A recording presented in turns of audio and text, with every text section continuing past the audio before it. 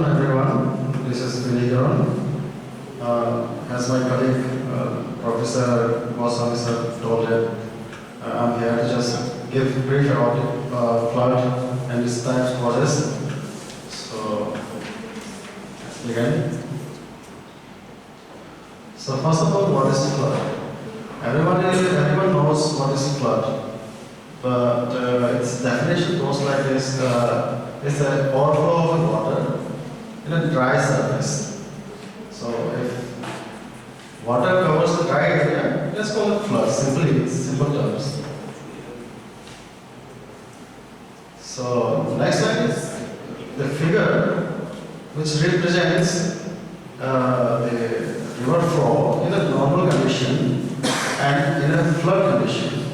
So in figure 1, you can see that the river is flowing its own path without disturbing its floodplain areas. And in figure 2, if the level of water rises due to the excessive rains, so the level of water rises to the floodplain areas. I will come to the floodplain later. So what are the types of flood? This is just the basic types of floods. Okay. First is flash flood. Second is river floods, and third is coastal flood. I believe every one of you knows what is flash floods. Have you heard about Kerala incident? That is because of that is called flash flood because it is occurs due to the cloud burst incident or excessive rain at a particular time duration. Kerala incident is 2013 incident, I think. And the river flood. Recently in 2022, it's happened in Silchar area. Have you heard about this news? Silchar area, right? 2022. It is because some district 3 or 4% has did something that destroyed the embankment, which protects Silchar plain areas.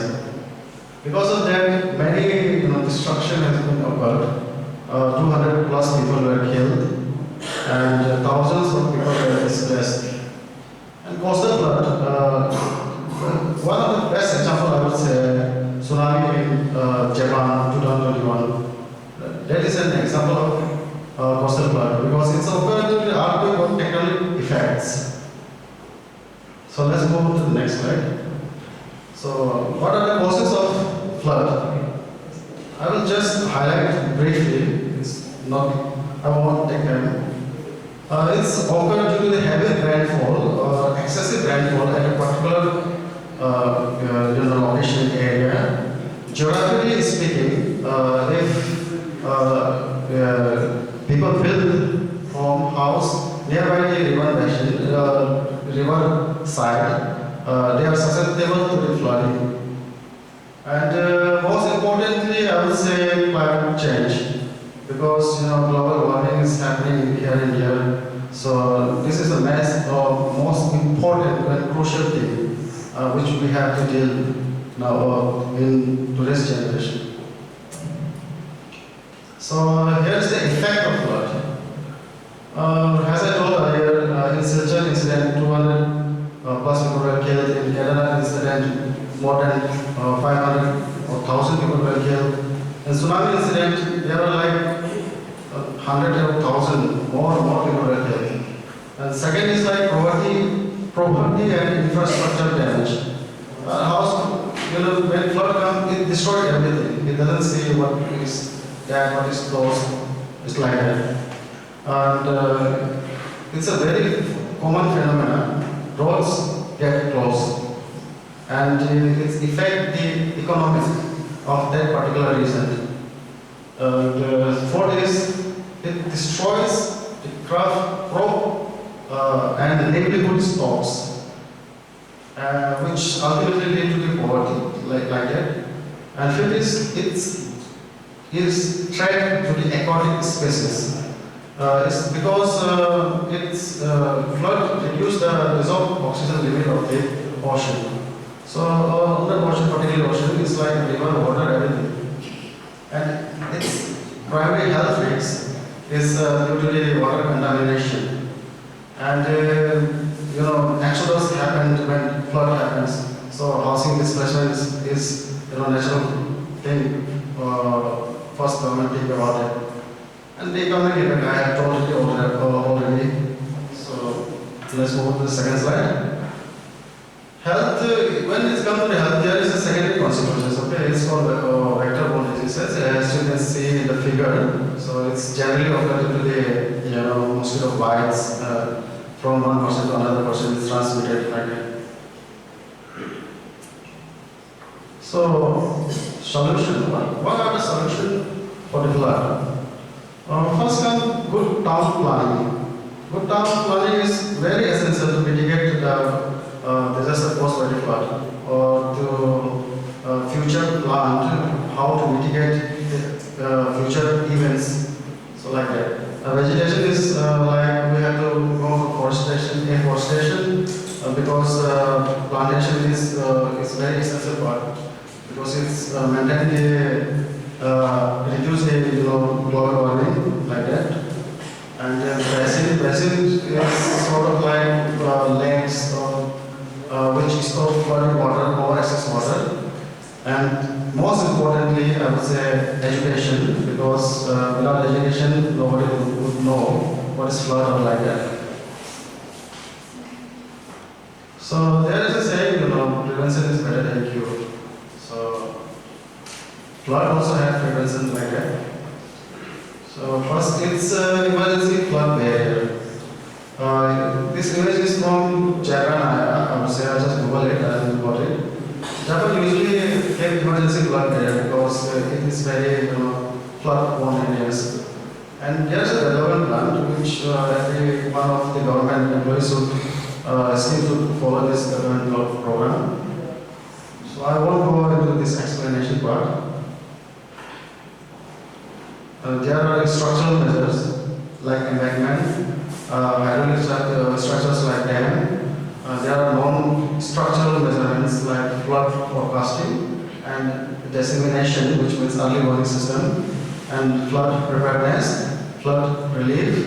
And since we all know that India is a very flood-prone area, so it's very inevitable that flood losses and properties and it would occur during floods.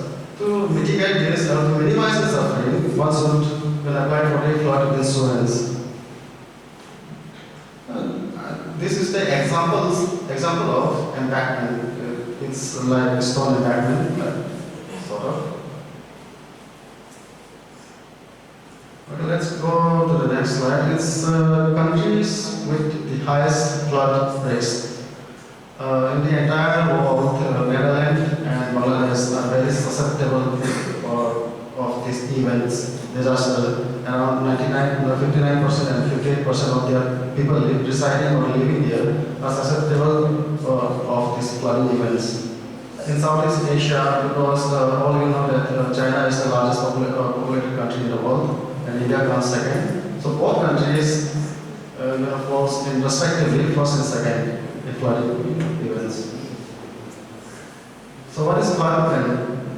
Floodplain is area nearby river, path, channel.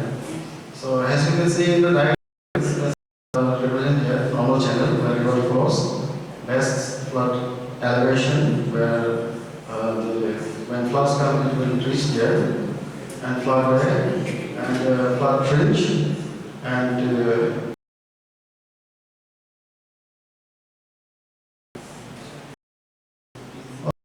what are the natural development of floodplain?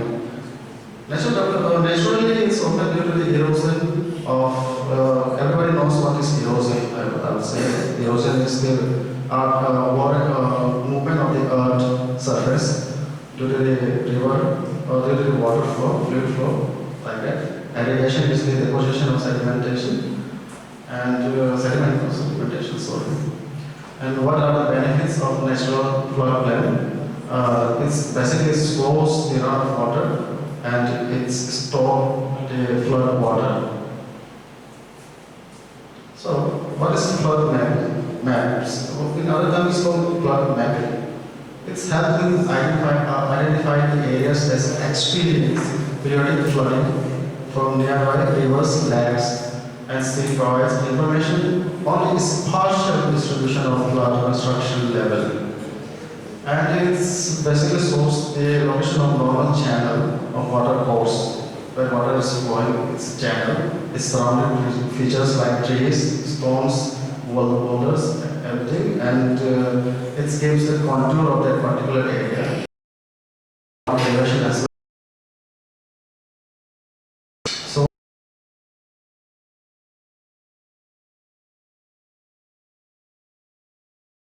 flood proofing. Flood proofing is when the source to minimum elevation and what elevation should be constructed to avoid the flood events. As you can see here,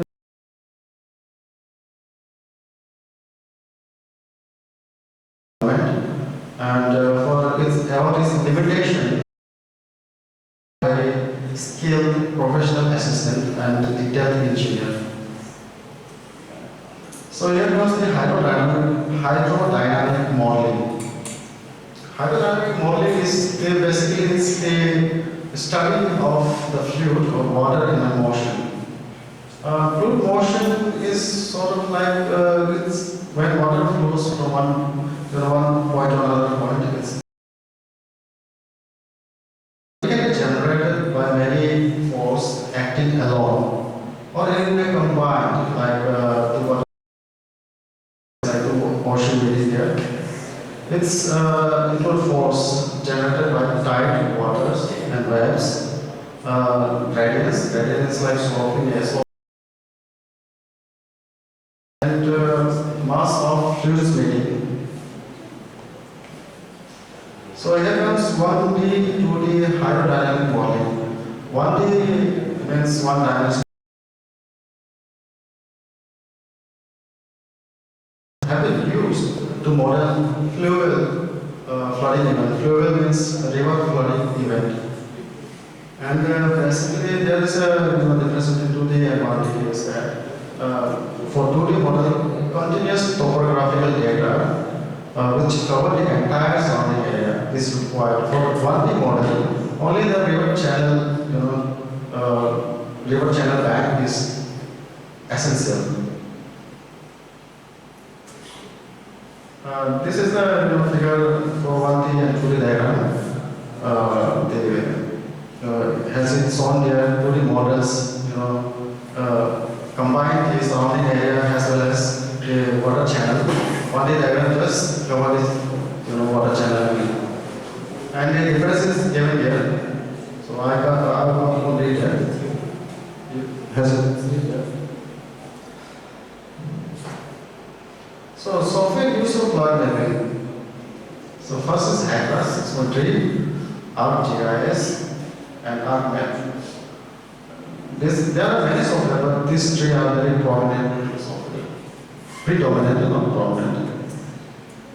So HACRAS 6.3 for this, I would like to invite all Professor Goswami sir.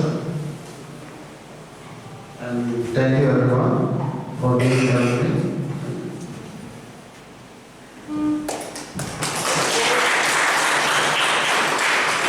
Okay, so Vinisha has covered the basics of flooding, what is floodplain maps, and why we need the floodplain maps, and what is the causes and effects of everything, right? Is it clear to you? Okay, if I ask you a question, can you answer? Okay.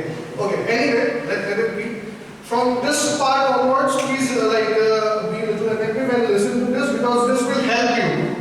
This will help you to get some idea. Okay, what to do if you get if someone approaches you and asks you, you are an engineer, can you do this? So you have to have that idea. How do we start the project, right? So HACRAS 6.3 is as I already told you, is a basic open source software. You can get it from Google. Okay, this is developed by this United States Army Corps of Engineers. Okay, they have one center, Hydrologic Engineers Center, and they have developed one software is river analysis software. So that's how the term came, HACRAS, Hydrologic Engineering Centers River Analysis System, and they made it available for everyone, which is a very good thing. Okay, this software has many features, like you can explore it all: one-dimensional hydrodynamic modeling, two-dimensional hydrodynamic modeling, steady flow analysis, unsteady flow analysis, floodplain mapping, velocity calculation, discharge calculation. You can even find out cross section and data and everything. You can do lots of things. You just need some direction in what direction you want to work. Okay, if it is possible using HACRAS, go for it. The software is very easy to handle as well. And this is the brief introduction of the HACRAS. Okay, so what is innovative? Okay, as I have given my slides name innovative, right? So what is innovative in HACRAS? I'll tell you. Of resource engineering, and those are mostly from remote sensing and GIS background. Okay, for ArcGIS or ArcMap, those are remote sensing and GIS softwares. Okay, so HACRAS usually what it did previously, it coupled with the ArcGIS. These are very complex softwares. GIS softwares, these are very complex. They have 10 times more features, more functions, so this makes these softwares very complex. So HACRAS previously couples with these softwares to generate some results. So now what happens? HACRAS launched one new feature called RAS Mapper. Okay. So instead of coupling with ArcGIS, we can do the processing and loading the data using the RAS Mapper. Okay. So you can see this in the flowchart. What is the brief process to compute the model? I'll just read it out. So you have to start that. You have to open the RAS mapper. You have to load the input data. Okay. Then create some terrain. I'll show you what terrain it is and what input data we need. Then we have to edit some geometric data. Geometric data means the river data, what is the river center line, bank line. I'll show you in the slides, later slides. Then you have to insert the flow data. What is the flow data? Discharge data, Manning's value, like that. Then we have to run the model. This is very simple. We have to run the model. Previously what happens, instead of RAS mapper and to edit geometric data, this 1, 2, 3 steps. Instead of these 3 steps, we have to create thin file, we have to load ArcGIS, we have to do processing there. It was a huge task. So now this is simplified. This is the innovation in the HACRAS, and this makes it more, user friendly. And if the model is computations are successful, model runs successfully, then it's okay. We can extract the output data. If it is failed, there might be 1 or 2 reasons, mostly because of some mistake in doing the geometric data calculation or aggregation. So we have to again check the geometry data if it is correct, if it is not. That is the simple process. Basic outline of computation with HACRAS. So we have this prerequisite in the terms of, I said we need some input files, right? So what are the input files? We need 2 files. Okay, I'll share this PPT with you guys as well. Okay, for your reference. So you can take a reference of this and you can run the model of your own. It's very simple. So we need 2 files. First one is DEM, second one is projection file. Have you ever heard of DEM? Anyone? DEM? Anyone? No one? DEM stands for Digital Elevation Model. Okay. So digital elevation model, what is digital elevation model? Digital elevation model is an image which contains elevation data. For example, if a satellite takes picture of this campus, okay, so they will have the height of this building or height of the ground in the image, incorporated in the image. So that is DEM, digital elevation model. This is done by using the satellite image. Second, we need the projection file. I'll talk about the projection file, but let's see how we download the DEM. Very simple. We have multiple options nowadays. Previously only NASA was there. Now we have Bhuvan, Catrosat 1, and many options are there. But I I still prefer the NASA because it is very simple. We have to log in the NASA website. Okay, you will see this in the screen.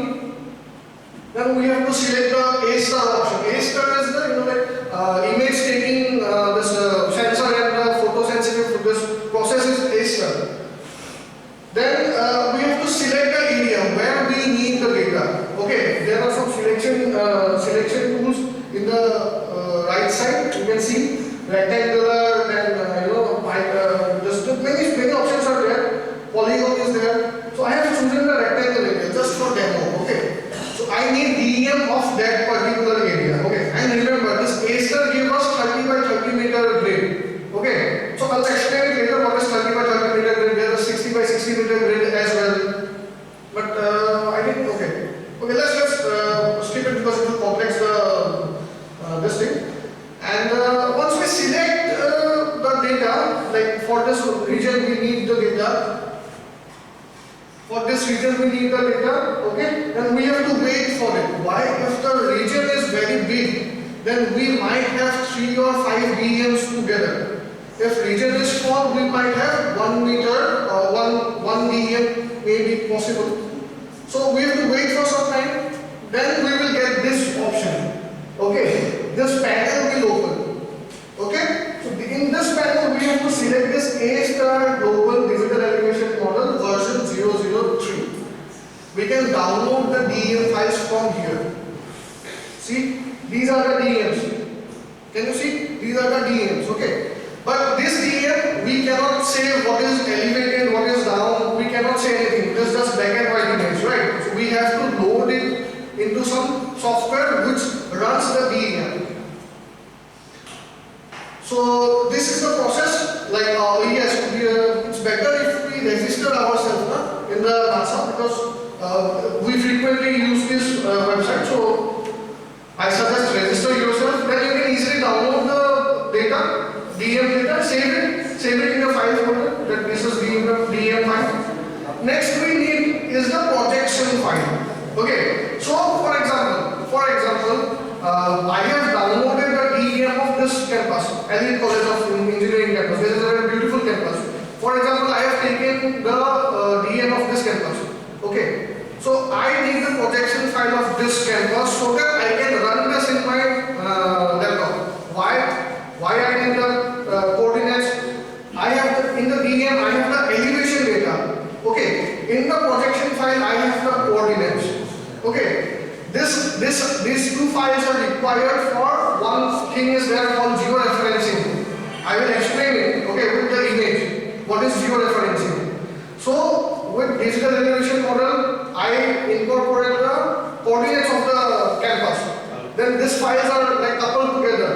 So this is the input file. How can I download the projection file? The steps are given. We can download it from Spatial Reference Scope or there are many other softwares as well. But from my experience, I suggested this website. Yeah, for India or for Arunachal Pradesh, we have to find out the data value, or we can directly search DWGS 1984. You can write it down. Maybe you require it later, or you can have it look from the PPT later. So for India and Arunachal, like the DWGS 1984. Then you will see the .prj file is there, right? In the open list, you will see .prj file is there. We download the .prj file and save it together with the DEM. No problem with that. So once we download the input files, okay, DEM and projection file, we can open the HACRA software. So HACRA's interface looks like this. Okay, there are many options you can see, right? One man is running on like plane, one man is running on hill, one man is running on speed breakers. Like there are many options are there. Those are computation, different computations. Okay, and you can see some lines are there. Those are results. These are computation. Those are results. Okay, so once we open the HACRAs, we have this option. In the first option, we have in the file option. In the file option, we will click it and then we will get this window. We have to select or create a new project. Okay? We have to create a new project. since my project was already there, so I have just selected the project. So I was doing research on some river, Arunachal, Pake river. So I have selected that file, okay, Pake river. Then I will open the RAS mapper, okay. Which one is the RAS mapper? I will show you. This one is the RAS mapper, okay. So this one is the RAS mapper, okay. Next, once we open the RAS mapper, we will load the projection file first. Okay, we will load the coordinates first. So this is the we'll get this. See, set projection. The first option is set projection, right? Then we will insert or load the projection file. Then what we do, we need to process the digital elevation model. It was a black and white image. If you remember in the previous slide we have seen, right? The black and white image. We have to process the DEM.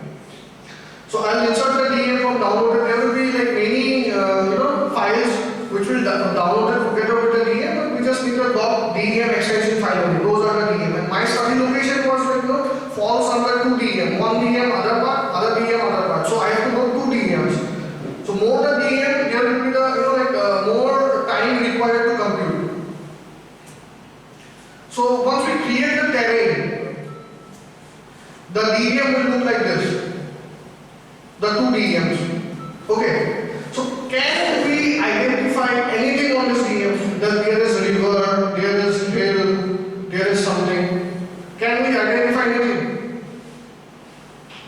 No, right? This looks like some colorful image only. So for that, we need to add web imagery. What is web imagery? Web imagery is loading a map over your DEM. Remember, in the DEM, you have coupled the projection file as well. So you have DEM and coordinates of the DEM. Now you are loading the map over the DEM. Okay, so now how can you be so sure that you are loading the map of Elite College of Engineering and your DEM is also Elite College of Engineering, but your map has the same file under the map.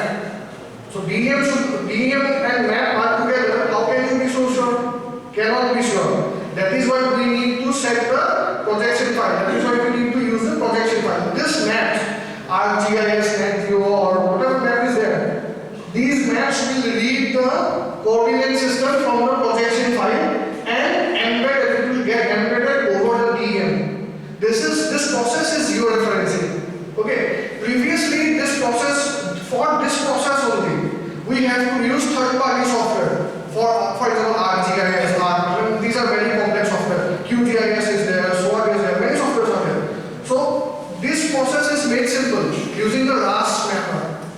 Okay, this is called georeferencing. Over your DEM, we have downloaded the DEM of Elite College. Then over that DEM, the map of Elite College of Engineering is embedded perfectly because of the coordinate system. So this will look like this. I have just added the Google hybrid map or Google satellite map you can use, any map you can use, and sometimes there will be some noise. Okay, because when the picture was clicked or the satellite image was taken, there were clouds. We call it noise. Okay, since in my study area, over my study area, there were some clouds. That is why it is shown white patch is there. Okay. So now once this is done, while we incorporated the map over the DEM, as I told you, I cannot identify anything on the DEM. Right? I cannot identify anything on the DEM. To identify something, we need some map. Over the DEM, I have the map. Now, if I want to add something or edit something on the map, this edit will be carried forwarded to the DEM. Very simple. I draw something on the map, same drawing will be done on the DEM. I don't have to do anything. The software will do. Okay? So I have to add geometry. For example, I am working on river, so added the name Pake river. Then I have to edit the geometry.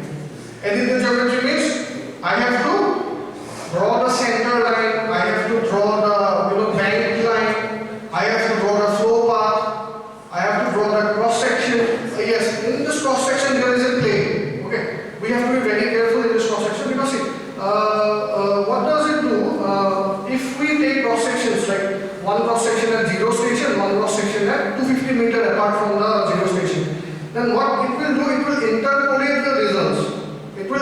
the results between these two cross sections. So this will increase the chances of having inaccurate results. So I suggest that we take cross section at very less distance. For example, zero station one cross section. Next cross section will be at 50 meter apart. Next cross section will be at 100 meter apart, like that. Then we have to save the geometry file in the RAS. We have closed the RAS mapper, done. We don't have any work with the RAS mapper now. We will go to the original window, NetRAS. We'll open the geometry file, we save. Remember, we saved the geometry file as Papia River. See, can you see? I have drawn on the map, but it is drawn over the DEM file. We cannot see this. This is the river. We cannot see this without the RAS mapper, without the map, without the georeferencing. That's what the main innovation is. Once this is done, our 90% work is done. We just have to input Manning's coefficient. Why Manning's coefficient? It will help us to get the discharge roughness coefficient. We need to insert it. So there are various researchers. They have suggested various values. But for hilly terrain, I have gone through many papers, maybe 50, 60, 100 papers I have gone through.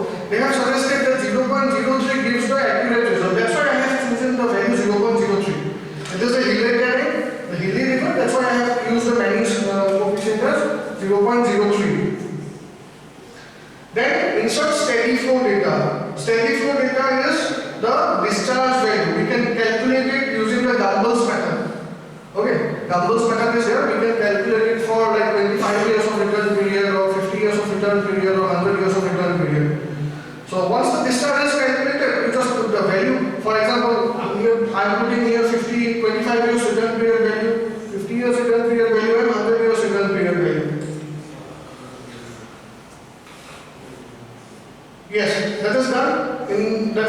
Then next is, we have inserted steady flow data. Now we have to do steady flow analysis. In the steady flow analysis, we have to insert some boundary condition. I will not go deeper into this because this will make the session might be boring for many of you. But for this particular, I have chosen the subcritical flow. This entire concept is I have taken from the book Viti Chow. It is there, very well explained. If you want to know more about this, then you can refer to that book. Okay, Viti Chow. Very, very good book, and you must follow that book if you are from civil engineering background. Then the last option is compute the model. Okay? Done. You have inserted everything. You have georeferencing. You have inserted flow data. Now you have computed as well. Okay? So now will come the results. Okay? This is where we engineers has to play a major role. Why? Because till computation, anyone who has these steps can perform this, right? But interpretation makes you different from another, normal person. Okay, for example, if you take some medical test, okay, the laboratory technician will not give you treatment. They will give you the laboratory results. Okay, who will give you the treatment? The doctor. How? After interpreting your results. Similar way, after we get results, we have to interpret it. And once we interpret, better we interpret, okay. So we will get results like this, cross-sectional results. This is the flow profile. Okay, these are the cross-sections for different cross-section. I have using green lines are cross-sections. So different values are there. Okay, so it's not coming now. On slide.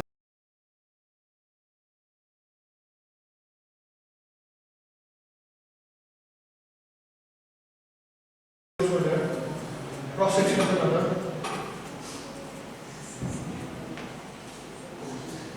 Okay, we'll come to that later. I'll show it with my laptop, I guess. But see, once we model that, we will get a map like this. This is the depth map of Pake River. I have selected 5 kilometer reach. Okay, I have selected 5 kilometer reach. Okay. So in this map, okay, I have taken return periods of 25 years, 50 years, and 100 years. Okay. So here is the upstream side. This is the downstream side. Okay. These are the villages. You know, these are the villages. These are the villages. These are the villages, and this is one remote location. However, in Arunachal Pradesh, there are very less, we can say flat lands. This is one of them. So it makes this location very important. This type of study is not done yet. And they face severe flooding. That's why people are not no infrastructure development is there. So we can see the more there is blue, there is more depth. Okay? There is a depth map for 25 years, 50 years, 100 years. Next is you can see the velocity map, where the velocity will be high. Where the velocity will be high. You can see here the velocity is high. That is velocity period. Velocity will be high. Here velocity will be high. Velocity will be high. If velocity is high, what will happen? Erosion will happen. Right? Erosion will happen. Now we have made this floodplain map. Okay, once we get, I could not show you the cross sections and other some few slides, but after interpreting everything, we can draw this map. That this location is very, like flood prone area. Accordingly, we can suggest either embankment or we can suggest other structural measures. Remember this entire study is non-structural measure for flood prevention. Once this type of study is done, we can go for structural measure. Okay. Without conducting this type of study, the government or the departments usually never go for structural measures. So this type of study is very required, and they will always try to collaborate with academic institutes, if I am not wrong. And once this map is prepared, your part is done. You can recommend. So for example, almost slide is not there. It's not coming. Sir, you are having 2 files now?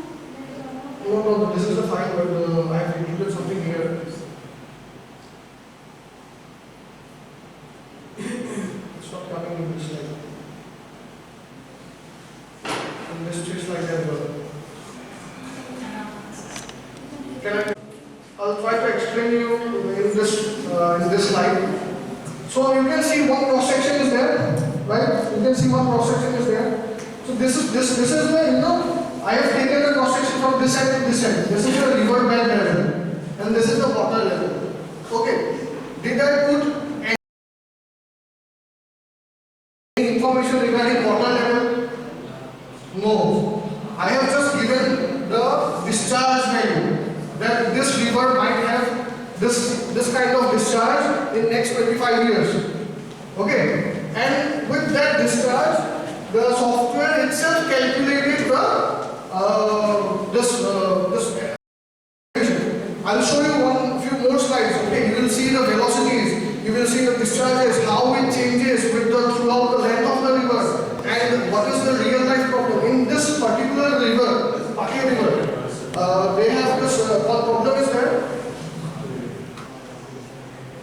So that's why you're getting bored. Please don't get bored, because this is very important, and it will be, like one. Give you some idea regarding your future, career stepping, because energy science already is important of start everything. Okay, so we must think about it. We must getting a job, settling down in a particular salary will not help you.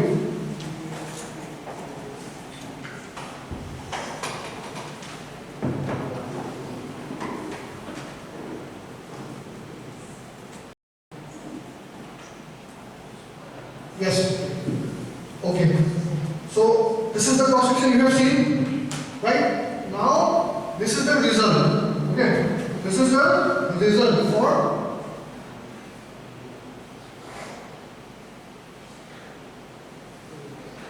Okay, so this is the result for 25 years of return period. Can you see it? Like, is it clear?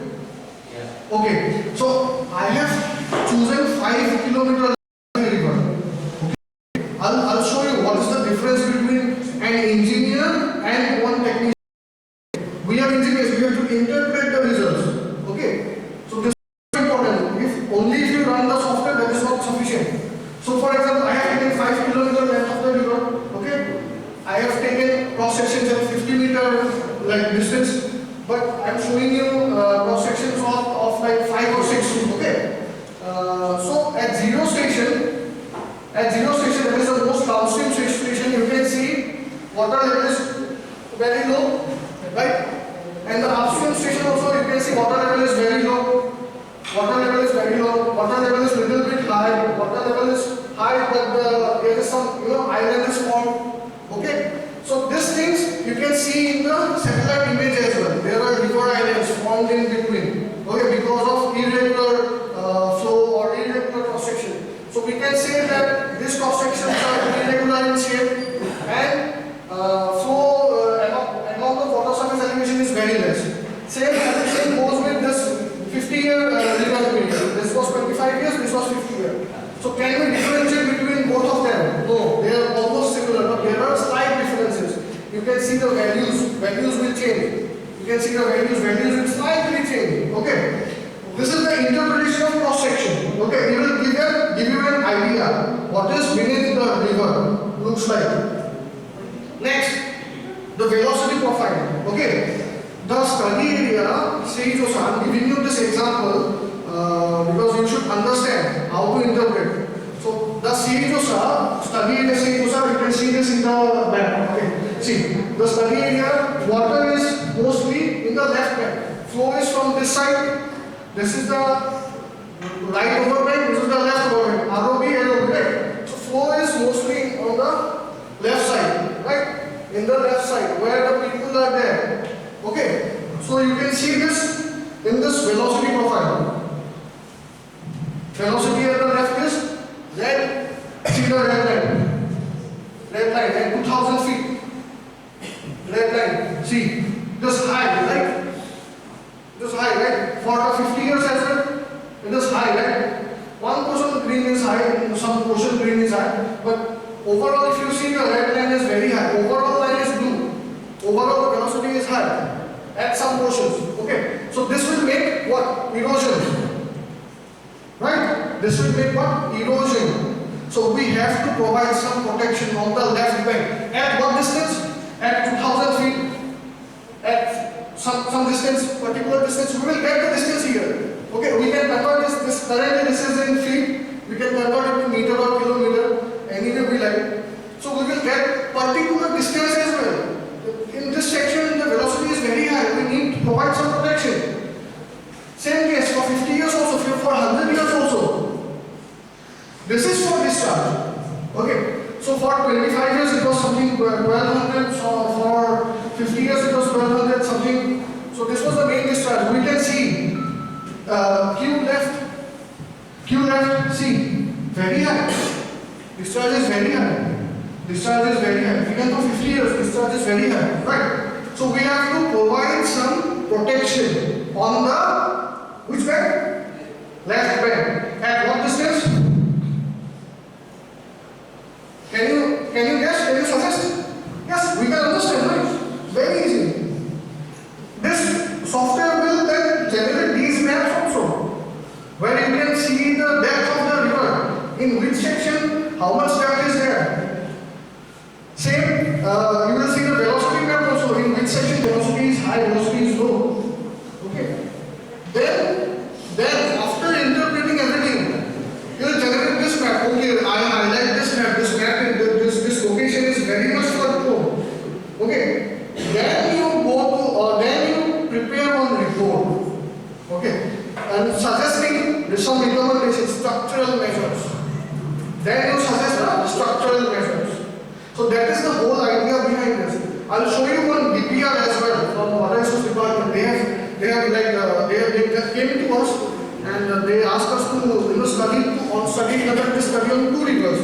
One is on Vikram River, one is on St. Lucia River. So I have published the Vikram River paper in Springer Nature. You must have heard about this. So this was the paper using the RAS method option. No one has previously done this project using RAS method. So I was the one. So that's why it was selected and got published. And this was very innovative work. You can find it on Google. Next one. The results I have shown to you right now is done on Ake River. That is a part of St. Lucia, Arunachal Pradesh. Very remote location, but very geographically very important because it is a flat land. Okay, so this paper is accepted in ASC, American Society of Civil Engineers, and because of the nature of the work, how important this work is. I'm showing it to you because to make you understand these studies are very important. Only structural consultancy is not the solution. We have to do this type of studies as well. And if you want to start, if you want to start a startup, you have to have some idea. So I hope this presentation gives you some spark that okay, we can do this type of work as well. Startup means not only selling something or not only creating something. We can use existing softwares or existing, technology for betterment of our society. Okay. And climate change is very much trending right now, and this market is very big. If you have something innovative, if you have something which has, solution. Flood is a problem, you understood? We have the solution.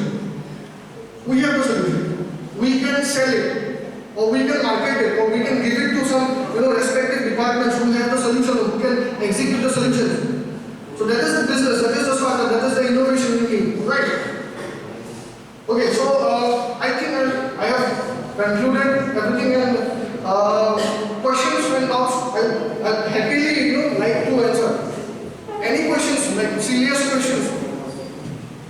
Any questions from any student last year? Serious questions will be most welcome.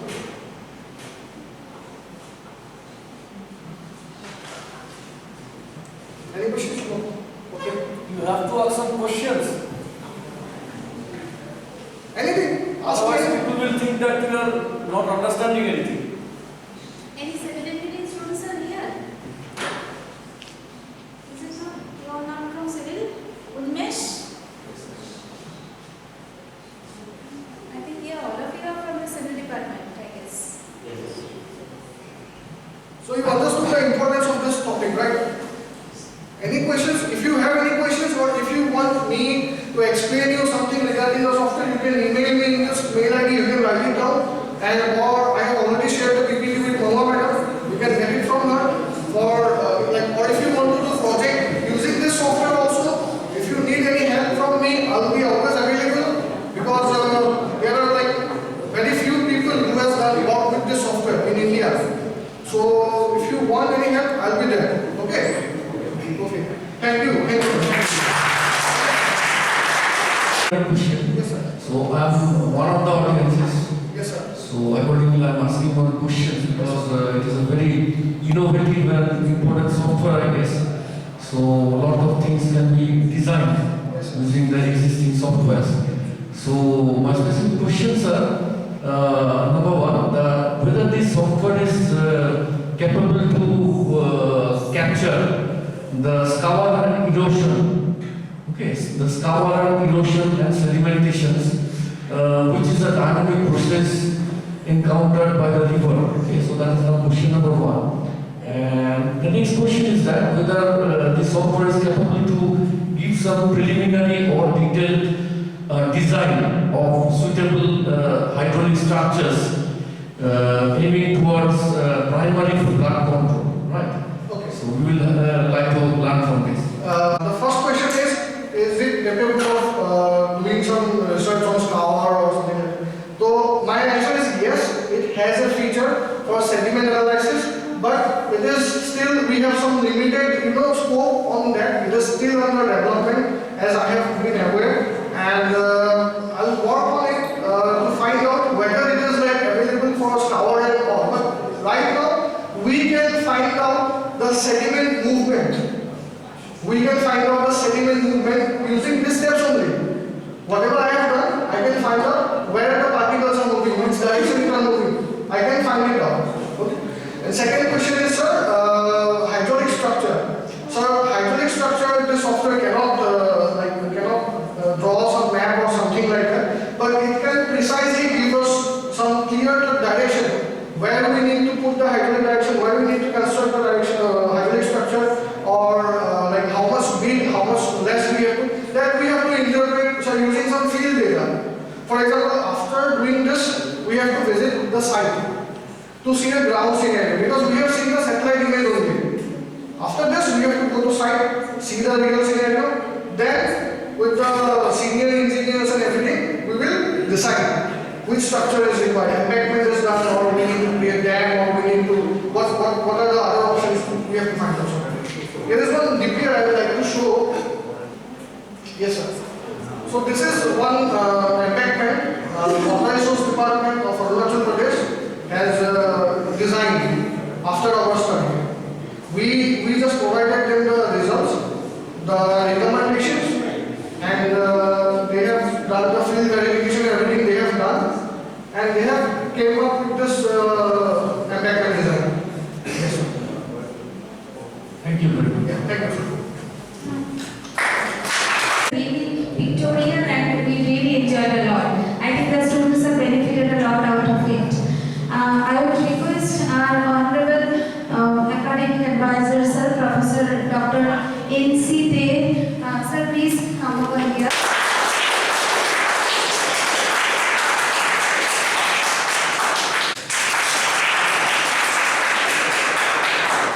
We will meet again at sharp at 2 p.m. And then there is a very interesting session waiting, that is the PowerPoint presentation competition by the students. I think all the participants right now is present over here. So taking a short break and we'll meet at sharp at 2, okay? So we are here to start the post-lunch session of SCALE 2022. So that is a very interesting session that is going to be started. That is a PPT presentation competition by the students with all innovative ideas. So the first competitor of this session is Apurva Kumbhakar from Civil Engineering. But before he starts, I must mention something, that you are given 5 minutes and 1 minute for question answer. Okay? And within 5 minutes you have to finish. We will not allow any extra minute for you. And my friends, my name is Apurva Kumbhakar. I am studying BTech third year in the year of Civil Engineering. Today I am presenting a topic about modification of bitumen by waste plastic.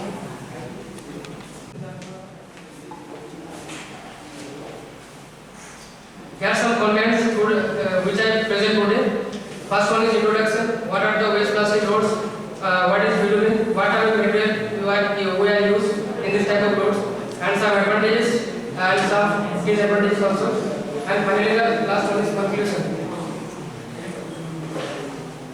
In this today's lesson, we will widely use plastic related things like plastic bags, plastic tires, and all type of things which is related to plastics. We all know that plastics are very harmful to our environment. So that how to use this plastic in our construction site, and that is my topic. What are the waste plastic roads? A road which is constructed using waste plastics is known as waste plastic road. This type of road is far better. This type of road is found to be far better as compared to bituminous road. What is bitumen? A bitumen is a hydrocarbon material of either natural or pyrogenous origin, which is found in gaseous, liquid, and semi-solid or solid form. Bituminous can be classified into two types. First one is conjugate bitumen, which is used for constructed road and airfields. And second one is industrial grade bitumen, which is used for waterproofing structures and industrial floors. In this type of roads, we generally use aggregate of size 20 mm, 10 mm, and stone dust and lime as filler. Bitumen, the bitumen will be grade 60, 70, and 80, and 100. There are some advantages like stronger road will increase mass stability value. Mass stability value is a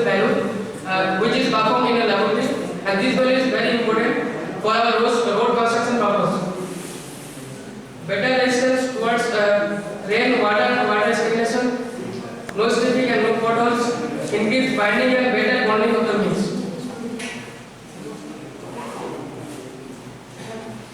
There are some disadvantages also, like cleaning process during the road laying process, after the road laying.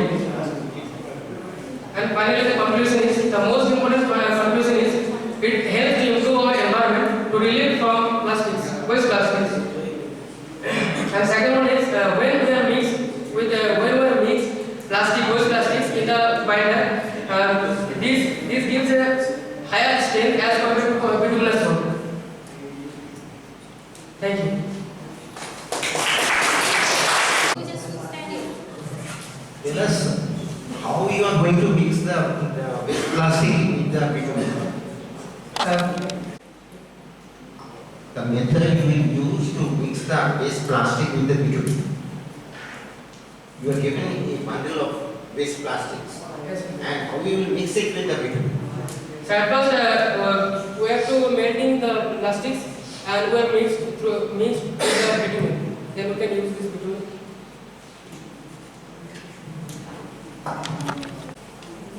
Very well, presentation Apurva, topic is very good. However, one silly question is there. You said the bituminous is far better than waste plastic roads are far better than bituminous roads, right? How can you decide that? Like, what are the tests you can conduct?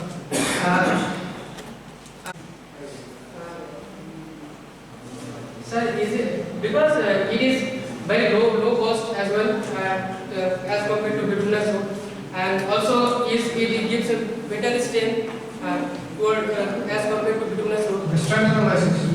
Yes, sir. Okay, so we will read this thing. What are the tests you have to conduct to find out the strength and everything? Okay. Thank you. Thanks.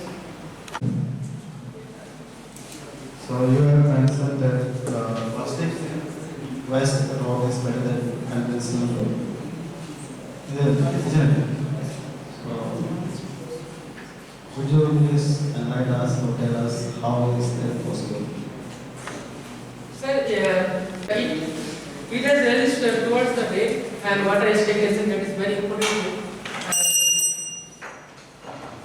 Okay, you answer the question. Sir, when rainy season occurs, some bituminous roads will destroy due to the heavy rain and others. That's why, sir, The next contestant, Urmesh Sharkar, and the topic is commercial project.